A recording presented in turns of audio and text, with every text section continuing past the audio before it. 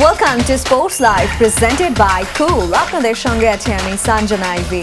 সেই সঙ্গে আমি রঞ্জন শান্ত। ডি গ্রুপের খেলায় নেপালের বিপক্ষে 1 রানের কষ্টার্জিত জয় পেয়েছে দক্ষিণ আফ্রিকা। প্রোটিয়াদের দেয়া 116 রানের টার্গেটে ব্যাট করতে নেমে 7 উইকেটে 115 রান করে নেপালিরা। সেন্ট ভিনসেন্টে টস হেরে ব্যাট করতে নেমে শুরুতেই চাপে পড়ে দক্ষিণ আফ্রিকা। 10 রানে দীপেন্দ্র সিং এর হাতে ফিরতি ক্যাচ দিয়ে ফেরেন কুইন্টন ডি কক। দ্বিতীয় উইকেটে এইডেন মার্করামকে নিয়ে প্রাথমিক ধাক্কা সামাল দেন রেজা হেন্ড্রিক্স। এইডেন 15 রানে আউট হওয়ার পর হেনরিক ক্লাসেনও টিকতে পারেননি বেশিক্ষণ। পরে হেন্ড্রিক্সের 43 ও ট্রেস্টন স্টাবসের অপরাজিত 27 রানে ভর করে 7 উইকেট হারিয়ে 115 রানের পুঁজি পায় প্রোটিয়ারা। জবাবে ব্যাট করতে নেমে দারুণ সূচনা পায় নেপাল। দলীয় 35 রানে জোড়া আঘাত হানেন তাবরিজ শামসি। ধাক্কা সামলে অনিল শাহকে নিয়ে প্রতিরোধ করেন আসিফ শেখ।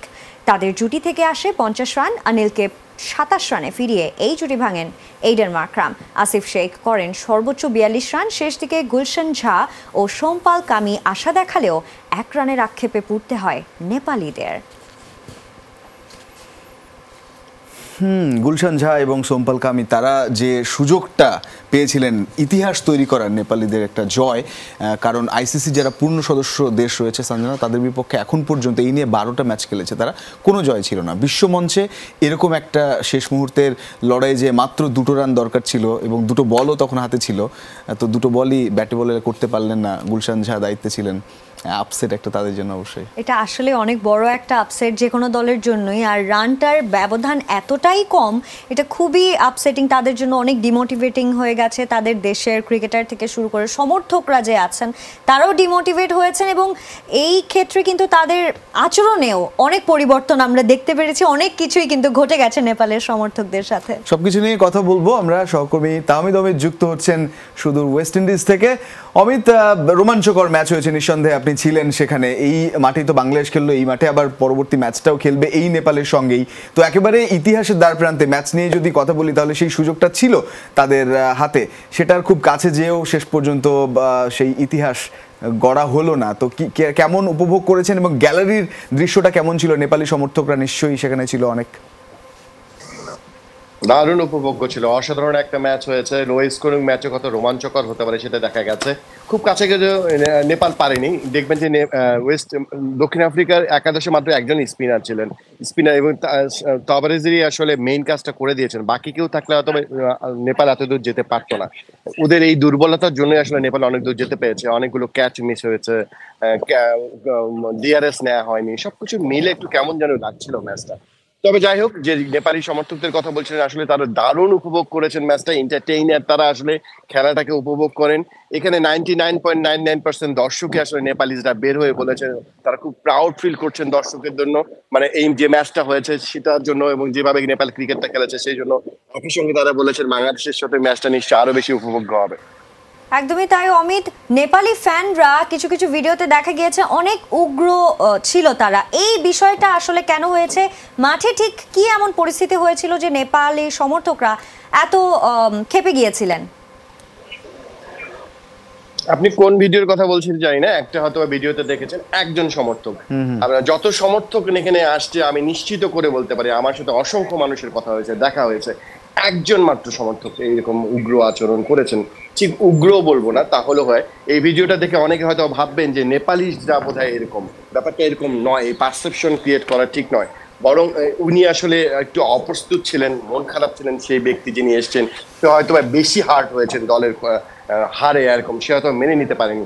ওই সময় হয়তো তিনি ক্যামেরায় কথা বলছিলেন, আমার যে সহকর্মী তার সঙ্গে কথা বলার চেষ্টাটি করেছেন, আসলে সেই সময় হয়তো তিনি এটা মানতে পারেননি, সেই জন্য হয়তো রেগে গিয়েছেন। এখানে নিয়মটা হচ্ছে আপনি যদি কারোর ফুটেজ নেন, কথা বলেন, কারোর ইন্টারভিউ নিতে চান, তার অনুমতি নিয়ে নিতে হবে, সেটাই আসলে নিয়ম। তা তিনি হয়তো এটা এক্সপেক্ট করেছিলেন, সেই জায়গায় একটা হয়েছে। কিন্তু মনে রাখবেন, আবারও বলছি, এটা একজনের ঘটনা, পারসেপশন এইভাবে ক্রিয়েট করা ঠিক নয়। একজন নেপালি তিনি এসে অন্যরা কিন্তু বাকি এসে তাকে শান্ত করবার চেষ্টা করেছেন, ঠিক করেছেন। এবং ঘরে খুব ম্যাটার অফ কয়েক সেকেন্ডের ঘটনা, এটা একটা বিচ্ছিন্ন ঘটনা। আপনি ধরেন রাস্তা দিয়ে যাচ্ছেন, কেউ আপনাকে গালি দিল, তাহলে কিন্তু যমুনা টিভির রঞ্জনকে গালি দেওয়া হয় না। ব্যাপারটা ঠিক এরকম আসলে খুবই বিচ্ছিন্ন ঘটনা। সেই সময় যদি কেউ এটা ভিডিও করে ছেড়ে দেয় যে রঞ্জনকে কেউ গালি দিচ্ছে, ব্যাপারটা কিন্তু তার মানে কি এই যে ওই লোকগুলো বাসের সব লোক রঞ্জনকে গালি দিয়েছে? ব্যাপারটা হচ্ছে যে খুব ছোট ছোট ঘটনা, গণমাধ্যমে কোনটা আসা উচিত আপনাকে আমারও রঞ্জন মনে আছে, আমি বলেছিলাম সংস্কৃতি খুব ইম্পর্টেন্ট, আপনি কোনটা জিনিস দেখাবেন কোনটা জিনিস দেখাবেন না। এই যে এই ভিডিওটা দেখে নেপালিজরা সবার মধ্যে পারসেপশন ক্রিয়েট হবে নেপালিরা মধ্যে উগ্র, ব্যাপারটা আসলে সেরকম না কিন্তু একেবারেই না। মানে ট্যুরিজম দিয়ে আসলে সবকিছুই চলে তাদের, এবং ওই ব্যাপারটা আছে বলে ওই তারা এতদিন ধরে এভাবেই আসলে বিশ্বাঙ্গনে এভাবে নাম কুড়াচ্ছে, এবং এবারের ক্রিকেটে বিশ্বকাপে তো অন্যরকম একটা জায়গায় তারা গেছে। তো আবারও যদি মাঠের খেলায় ফিরি, আপনি বলছিলেন এই ম্যাচটা নিয়ে, হ্যাঁ Tabraiz Shamsi back to back wicket পাওয়াতে তারা বিপদে পড়েছে, ওই সময়টায় আরও স্পিনার থাকলে হয়তো আরও বিপদ পড়তো। তবে নেপালিদের কিন্তু বেশ খানিকটা স্পিন অ্যাটাক সামলাতে হয়েছে সাউথ আফ্রিকার, এবং এ কারণে পুরোটা সময় জুড়ে ক্লাসেন মিলারের মতো ব্যাটাররাও তারা একেবারে খোলসবন্দি ছিল। যেহেতু পরবর্তী ম্যাচটা এখানে বাংলাদেশের সঙ্গেই, সেই ম্যাচটায় আসলে কতটা প্রেশার বাংলাদেশকে নিতে হতে পারে এই অভিজ্ঞতাটার পর নেপালের?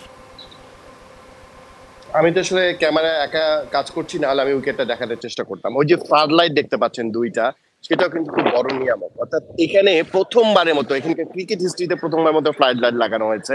উইকেট গুলো 10 বছর পর ক্রিকেট হয়েছে, ইন্টারন্যাশনাল ক্রিকেট।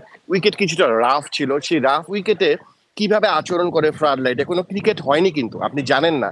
তাহলে হঠাৎ করে কিন্তু দেখবেন যে দক্ষিণ আফ্রিকা একাদশে একজন স্পিনার রাখার কথা নয়, ফ্লাড লাইট ওই চরিত্রটাকে বদলে দিয়েছে, আলোয় ক্রিকেট, সেই জন্য দেখবেন ধোকা খেয়েছে দক্ষিণ আফ্রিকা। আজকে আমরা বাংলাদেশ টিম আসার পর পুরোটা সময় আমি দেখেছি, একটু দেখেন উইকেটটা দেখার চেষ্টা করেছে, এবং এটা একটা আলাদা উইকেট, যে উইকেটটাতে খেলা হয়েছে সেই উইকেটে খেলা হবে না, একটা ডিফারেন্ট উইকেট। এটা একটু বেটার মনে হয়েছে আমার দূর থেকে, যদি আমি টপ থেকে দেখিনি উইকেটটা, সাইড থেকে দেখার চেষ্টা করেছে, একটু বেটার উইকেট দেখে মনে হচ্ছে। তবে নিশ্চিতভাবে বাংলাদেশ আরো একজন স্পিনার যদি নিতে পারে, সাকিব তো আছেন, আমি যদি বলি আরেকজন স্পিনার মাহমুদুল্লাহ স্পিন করছেন বাড়তি, এর সাথে যদি আরেকজন বাড়তি স্পিনার রাখা যায় আমার মনে হয় বেটার হবে বাংলাদেশের জন্য। তবে একাদশকে বাংলাদেশ দল অনুশীলন শুরু করেছে, এখন কিছুক্ষণ পর আনুষ্ঠানিক প্রেস কনফারেন্স আছে, তারপর হয়তো বিস্তারিত বলতে পারবো। একেবারে তানভীর আছে, শেখ মেহেদী তারা আছে স্কোয়াডে, তো হোপফুলি বাংলাদেশ ভালোভাবে ফাইট ব্যাক করবে এবং সুপার 8-এ তারা নেপালকে হারিয়ে চলে যাবে। অসংখ্য ধন্যবাদ অমিত যুক্ত হওয়ার জন্য। রোমাঞ্চকর এক ম্যাচে দক্ষিণ আফ্রিকার কাছে 1 রানে হেরে গেল নেপাল। হারলেও নেপালি দর্শকরা জানিয়ে দিল তারা হারাতে চান বাংলাদেশকে। টাইগার সমর্থকরাও নেপালি স্পিনারদের পারফরম্যান্সে মুগ্ধ। বলছেন ফ্লাড লাইটের আলোয় উইকেটের ভিন্ন আচরণ নিয়ে ভাবতে হবে শান্তদের। সেন্ট ভিনসেন্ট থেকে তাহমিদ অমিতের রিপোর্ট। ফ্লাড লাইটের আলোয় প্রথমবারের মতো আলোকিত হলো আর্নস্ট ভ্যালি স্টেডিয়াম। সেন্ট ভিনসেন্টে এই স্টেডিয়ামে প্রথম ফ্লাড লাইটের প্রথম ম্যাচ হলো রোমাঞ্চকর এক ম্যাচ, যেখানে দক্ষিণ আফ্রিকা সেখানে ব্যাটিং এ নেমে 115 রানে গুটিয়ে গিয়েছিল। যে জায়গাটা আমরা দেখেছিলাম দক্ষিণ আফ্রিকার বিপক্ষে নেপালের বোলাররা, বিশেষ করে স্পিনাররা দারুণ বোলিংটা করেছেন এবং ফ্লাড লাইটের আলোয় উইকেট কিছুটা আলাদা আচরণ করেছে। সেখানে 115 রান চ্যালেঞ্জিং এ ছিল। বিপরীতে যদি দক্ষিণ আফ্রিকার একাদশ দেখেন, তাবরেজ শামসি ছাড়া কেউই স্পিনার ছিল না, সেটা তাদেরকে ভুগিয়েছে। পেসাররা ছিল, পাওয়ার প্লেতে উইকেট পায়নি, কিন্তু তাবরেজ শামসি এসে উইকেট কিন্তু নিয়েছেন, জোড়া আঘাত এনেছেন। শেষ দিকে এসে একই কাজটা করেছেন। রোমাঞ্চকর ম্যাচ ছিল। শেষ ওভারে 8 রান দরকার ছিল, সেই জায়গা থেকে নেপাল শেষ বলে ছিল দরকার 2 রান, সেখানে তারা 1 রান আউট হয়ে গিয়েছিল, 1 রানে হেরে গেছে। এমন রোমাঞ্চকর ম্যাচ শেষে নিশ্চয়ই সমীকরণটা অন্যরকম হয়েছিল। ম্যাচটা জিতলে কিন্তু অন্যরকম হতো। দর্শকরা নেপালের বলছেন তাদের কিন্তু এখন বাংলাদেশকে হারিয়ে দিতে চান। Nepal played really well today. They came very close to winning the game. In fact, up until 18th, 19th over, it was almost in our pocket. So Bangladesh has to be really watch out for Nepal. It's going to be a tough game. We're excited to come back and cheer for Nepal again. This is their second time in the World Cup. After 10 years, we should be very proud of their performance, especially with a country like South Africa. We lost, but I think it's like one of those satisfying loss. I think overall in the pace bowling, we did pretty good. নেপালের এই পারফরমেন্সটা নিশ্চিতভাবে বাংলাদেশের ভক্তদের মধ্যে কাঁপন ধরিয়ে দিয়েছিল, কারণ এই ম্যাচে জয় পেলে সমীকরণটা কিন্তু একবারে ভিন্ন হয়ে যেত। সেক্ষেত্রে নেপালের পয়েন্ট হয়ে যেত 3। শেষ ম্যাচে যদি বাংলাদেশকে তারা হারাতো তখন আর কোনো সমীকরণ থাকতো না, নেপালই চলে যেত। দর্শকরা দেখেছেন খেলা, মানে আপনাদের কেমন লাগছিল আজকে? একটু ভয় ভয় ছিলাম, আপনি যে কথাটা বলতেছিলেন এটা একটু ভয় ভয় ছিলাম। তারপরে আমরা আশাবাদী বাংলাদেশ নেক্সট ম্যাচে নেপালের সাথে ভালো খেলবে এবং ভালো খেলেই জিতবে। নেপাল খুব ভালো খেলছে এবং আমরা খুব ভয় ভয়েই ছিলাম যে নেপাল কি করবে, কারণ নেপালের বোলিং এন্ড ব্যাটিং দুটা পারফরমেন্সই আমাদেরকে খুব খুব ভয়ের কারণ হয়ে গেছিল। এখন আমাদের অনেকটা রিলিফ, সাউথ আফ্রিকা জিতে গেছে, আমরা নির্ভয়ে খেলতে পারবো। আপনার কি মনে হয় কি দেখে নেক্সট ম্যাচ কেমন হবে?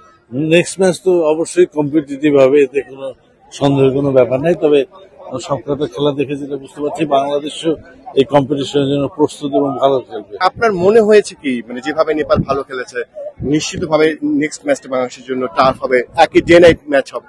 অবশ্যই হবে। নেপাল তো আসলে টি-20 ওয়ার্ল্ড কাপ খেলতে আসছে। আমি মনে করি যে তাদের যে স্পিন অ্যাটাকটা আমি দেখেছি সেটা আমার কাছে খুব ভালো লাগছে, এবং আমি মনে করি যে এটা যে কোনো দলের জন্য যে কোনো সময় একটা ভয়ের কারণ হতে পারে। বাংলাদেশের ম্যাচও কিন্তু এই ফ্লাড লাইটের আলোয়, তাই তো ফ্লাড লাইটের আলোয় উইকেটের চরিত্র একই সঙ্গে নেপালের পারফরমেন্স, দুটো নিয়ে সতর্ক থাকতে হবে টাইগারদের।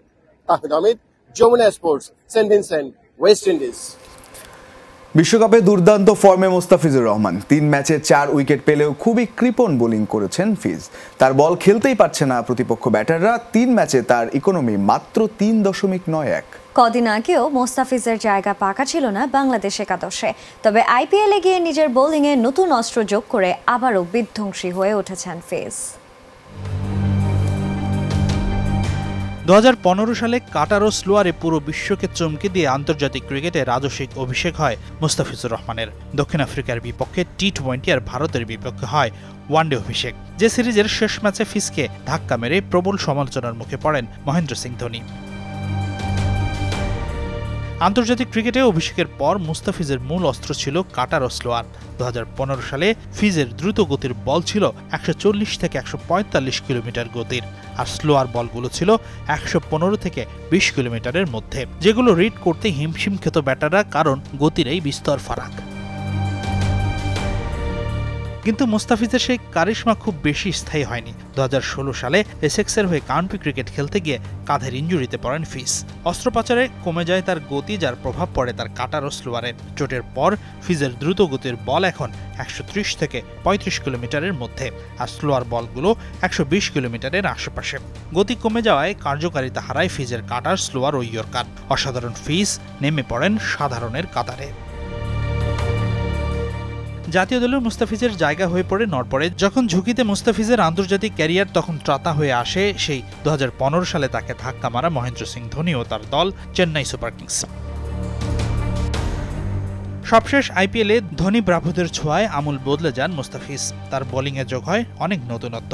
এই যেমন ইয়র্কারের ব্যবহার কমিয়ে দেন ফিজ। তার পরিবর্তে উইকেটকে দারুণভাবে ব্যবহার করতে শেখেন। রাউন্ড দ্য উইকেটে স্ট্যাম্প থেকে দূরত্ব বজায় রেখে বড় অ্যাঙ্গেল তৈরি করে ডানহাতি ব্যাটারদের বিপক্ষে স্ট্যাম্পের বাইরে বল করতে শেখেন মুস্তাফিজুর, যেই ডেলিভারিগুলো ব্যাটারদের আয়ত্তের নাগালের প্রায় বাইরে,